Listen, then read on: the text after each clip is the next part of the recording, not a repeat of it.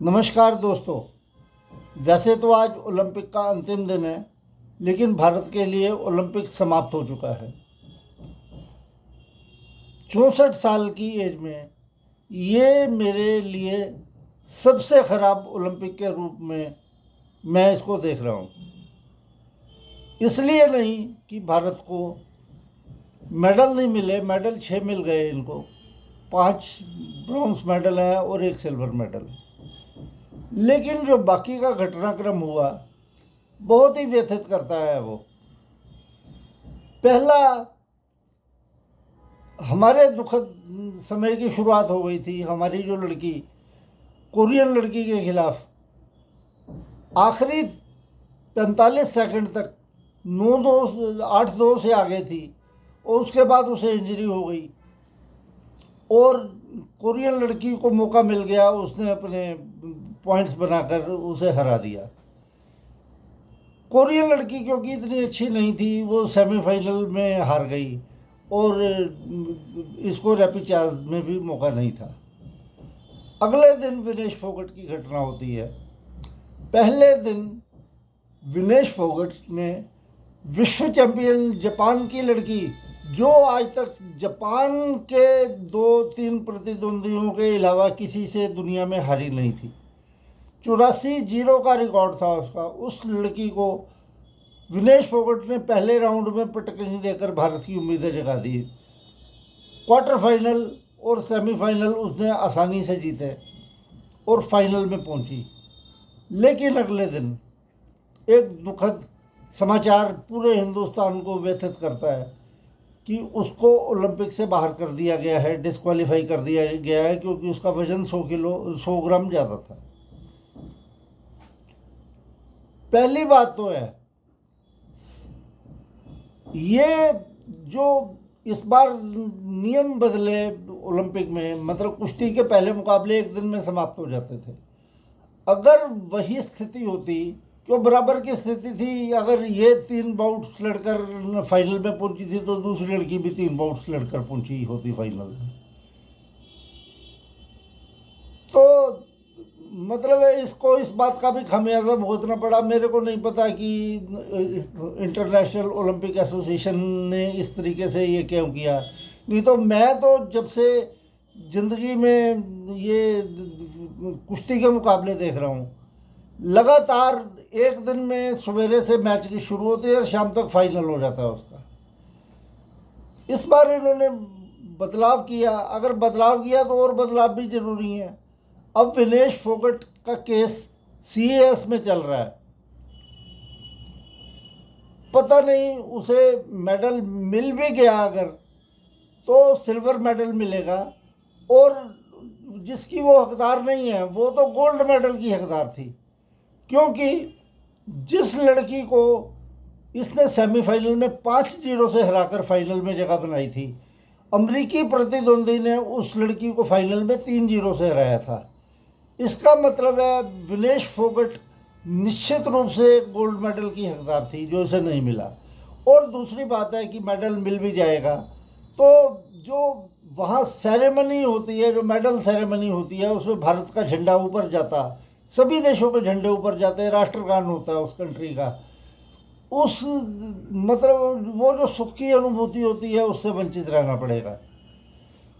Hockey में भारत के अमित रोहित दास को रेड कार्ड दिखाया जाना, उसने को हॉकी मारी नहीं थी, उसको वो मोमेंटम में उसको लगी थी। बहुत ही क्रूर निर्णय था, जिससे पता चलता है कि ये दुनिया भर में भारत के खिलाफ साजिशें रची जाती हैं।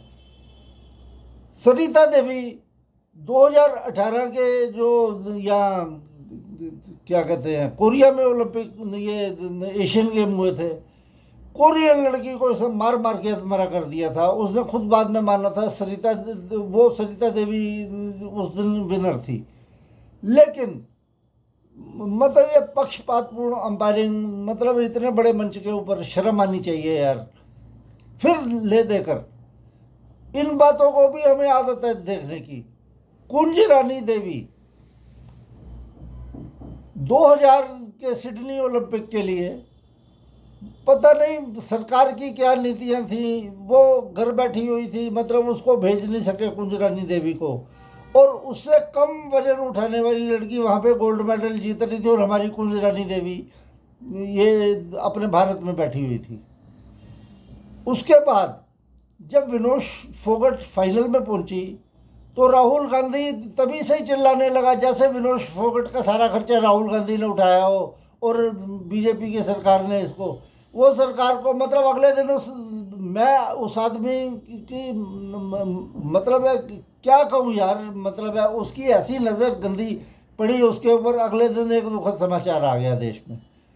उसके बाद बाकी भी यूट्यूब पर लगातार मतलब जिस तरीके से, मतलब मैंने आज तक इस तरीके से ओलंपिक के बाद, मतलब ये तुमने अपनी रोटियां सेक ली है तो कहीं और सेको यार, मतलब है कभी किसान आंदोलन को तुम मुद्दा बनाते हो, कभी ये ओलंपिक, मतलब आज तक ऐसा कभी भी नहीं हुआ। ये यूट्यूबर जा जा के खिलाड़ियों के पास, और ये कांग्रेस वाले यूट्यूबर ज़्यादातर उनके खिलाफ उल्टा सीधा मोदी सरकार के खिलाफ बुलवाते हैं, और उसके बाद वो यूट्यूब पे पेश करते हैं सारे झूठ सच का सहारा लेकर, मतलब अपना चैनल किसी तरीके से चमक जाए इनका, ये इनकी कोशिश रहती है। मतलब यूट्यूब को यार इस तरीके से तो यूट्यूब को बैन कर देना चाहिए हिंदुस्तान से मेरे ख्याल से। मतलब यूट्यूब है नहीं, मतलब है कि तुम्हें बोलने का अधिकार है, तुम अपना चैनल आसानी से बना सकते हो, तुम जो मर्जी बोलोगे वो सारी दुनिया देखेगी, और सारी दुनिया देखेगी और तुम्हारे ऊपर हंसेगी। उस वो कल वो शरावत ने जो ब्रॉन्ज मेडल जीता उसके बाद यूट्यूबर ने, पता नहीं उसकी चाची ने बोला नहीं बोला कि जी हमारे गांव में तो बिजली नहीं है, ये है वो है, गवर्नमेंट का ऐसा है वैसे है। ऑस्ट्रेलिया जैसी कंट्री में भी अपने एरिया को आज तक वो मतलब विकसित राष्ट्र होने के बावजूद भी डेवलप नहीं कर सके। वो उनकी सारी आबादी 20-22% एरिया में रहती है, बाकी का सारा उनका बंजर पड़ा हुआ है। ऑस्ट्रेलिया जैसे राष्ट्र की बात कर रहा हूँ। अरे इतने देश में अगर कहीं बिजली की समस्या है तो वो मोदी को तो 10 साल ही हुए हैं भाई, अभी शासन करते हुए ये 11वां साल चल रहा है। और जो कांग्रेस के वो भूपेंद्र सिंह हुड्डा जो बकवास कर रहा था, मतलब है उसने क्या किया था जब वो सरकार में था, तो कांग्रेस ने इतने 60-70 साल शासन किया, मतलब उसमें मतलब ऐसा तो है नहीं कि मोदी ने बिजली काट दी उनके गांव की जाके, पहले थी। अरे वो तो पहले से ही नहीं थी, अब मोदी को थोड़ा टाइम तो दो बिजली वगैरह अब ये सारे प्रॉपर इंतजाम करके देने का। बाकी मतलब मैं कहता हूँ कि अमेरिका के पास एक हीरा था Michael Phelps, 27 medal, 22 gold medal उस आदमी के अकेले हैं। ये जो भारत की स्थिति है, जो मतलब है आपस में एक दूसरे से लड़ाई झगड़ा ईर्ष्या द्वेष, पहले भारत गुलाम भी इसी वजह से हुआ था कि मतलब आपस में एक दूसरे से ही नहीं तुम्हारी बन रही। उसके बाद अपने देश की प्रतिष्ठा को दांव पे लगाकर तुम कुछ भी उल्टी सीधी बयानबाजी करते हो, जिससे दुनिया को तुम्हारे ऊपर हंसने का मौका मिलता है, तुम्हारी कमज़ोरी का वो फ़ायदा उठाकर ऐसी ऐसी हरकतें करते हैं वो, कि उनको पता है ये आपस में ही लड़ते रहते हैं तो हमारा इन्होंने क्या बिगाड़ लेना है।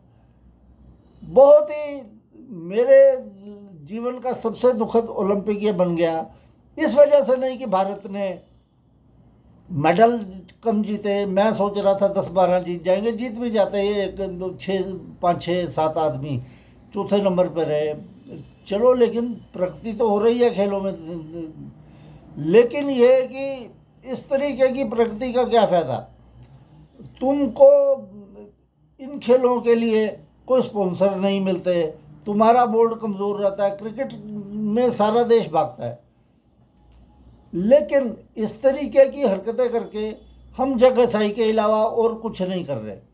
बाकी मेरी पूरी चाहत है विनेश फोगट को सिल्वर मेडल मिल जाना चाहिए। वैसे उसकी एज 29 साल है, अब अगले ओलंपिक तक पता नहीं, क्वालिफाई करना पड़ता है, वेट मेंटेन करना पड़ता है, बहुत मुश्किल काम है ये।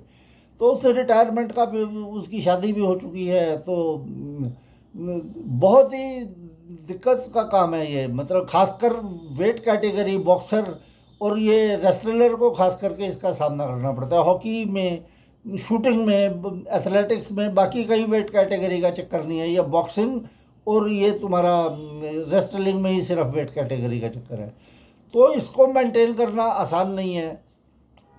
फिर भी मैं चाहता हूँ कि अब 13 तारीख को फैसला आना है इसका, इसके घाव भरने के लिए अब अंतर्राष्ट्रीय ओलंपिक कमेटी के पास भी कई समस्याएं हैं।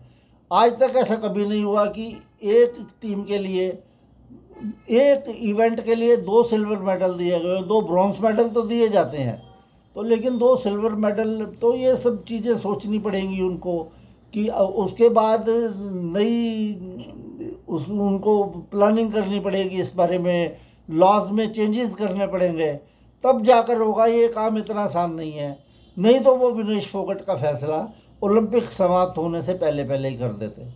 बाकी मैं परमात्मा से दुआ करता हूँ कि चलो विनेश फोगट को जो हुआ हुआ, उसको उसका सिल्वर मेडल तो ज़रूर मिलना चाहिए। वैसे हकदार वो गोल्ड मेडल की थी।